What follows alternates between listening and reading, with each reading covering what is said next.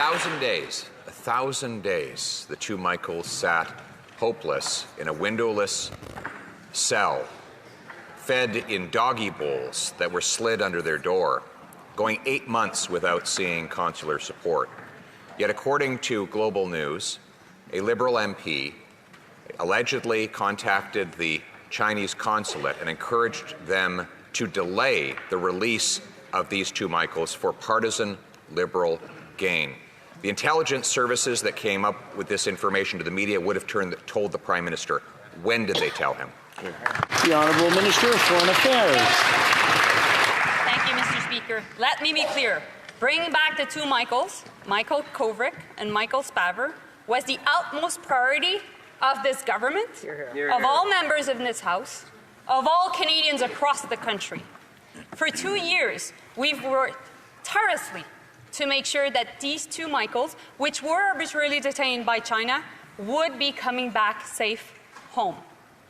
That's what we did, and that was the only priority. Thinking otherwise is actually false. Leader of the Opposition. We have two members of our national security services that have told the media that a Liberal MP told the Chinese not to release the two Michaels. I've now twice asked when the Prime Minister, his office, or his department were informed of this startling revelation. So I'm going to ask a third time, and I ask the Minister to answer. When did the Prime Minister become aware of these allegations? When? Honourable Minister. Mr. Speaker, September 24th, 2021 was a great day for Canada. It was the day when the two Michaels, Michael Kovrig and Michael Spavor, came back safely home to Canada. And I think it was a day when this government, all members of this House, all Canadians were proud of what we've done, because indeed the two Michaels were arbitrarily detained for too long in China.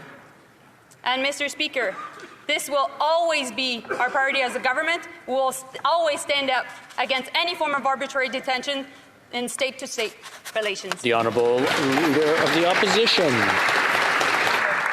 This non-answer is extremely troubling.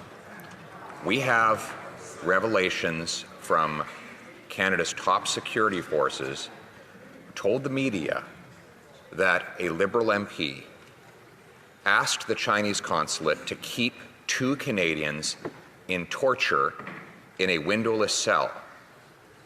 I asked already 3 times, when did the Prime Minister become aware of these revelations? I ask again, when?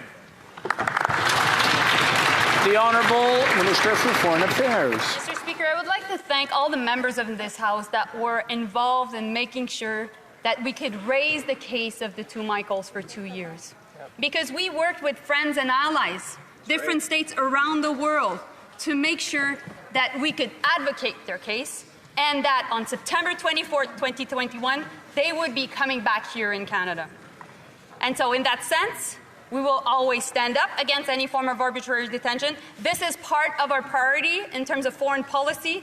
In April, in Toronto, we will be hosting an arbitrary detention summit, because the world needs to know that what happened to the two Michaels was unacceptable. The Honourable Leader of the Opposition. The importance of this question cannot be overstated. If the Prime Minister knew that a member of his Liberal caucus was working to keep two Canadian citizens arbitrarily and illegally incarcerated in windowless cells, potentially being tortured, he knew that and did nothing, that would be a devastating scandal against our national interests. So I am simply asking for the government to clarify.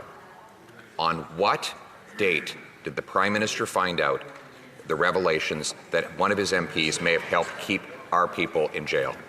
The Honourable Minister.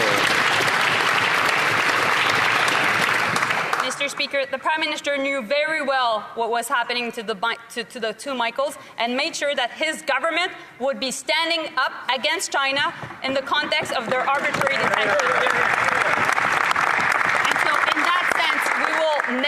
accept any form of premise that this government and Canadians didn't work enough to bring them back home. It was our priority, and you can be convinced that it will always be our priority when it comes to any form of consular cases or any form of arbitrarily detained Canadians in this world. You can become a Western Standard member for just $10 a month or $99 a year for unlimited access.